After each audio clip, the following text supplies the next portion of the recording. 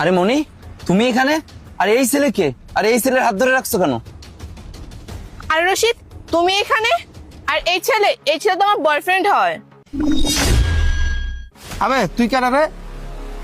আমি ওর হাজবেন্ড হই। আর মনি, তোমার কি মাথা খারাপ হয়ে গেছে? তুমি আমার বউ হয়ে আমার সামনে বলতেছো এই ছেলে তোমার বয়ফ্রেন্ড হয়? তোমার কি লজ্জা শরম সব শেষ হয়ে গেছে? এই, এখানে শরমের কি আছে? আর আমি তোমাকে আগেই বলতে চাইছিলাম আমাদের দুজনের সম্পর্ক ব্যাপারে। তোমাকে বলার আগেই তুমি জেনে গেছো, ভালোই হয়েছে। আর বাই দ্য ওয়ে, বিয়ের পর স্বামীকে রেখে অন্য একটা ছেলের সাথে সম্পর্ক লুকায় লুকায় ওইভাবে করা যায় না। এই জন্য তো আজকে তোমার সামনে আমাদের সম্পর্কটা প্রকাশ হয়ে গেল।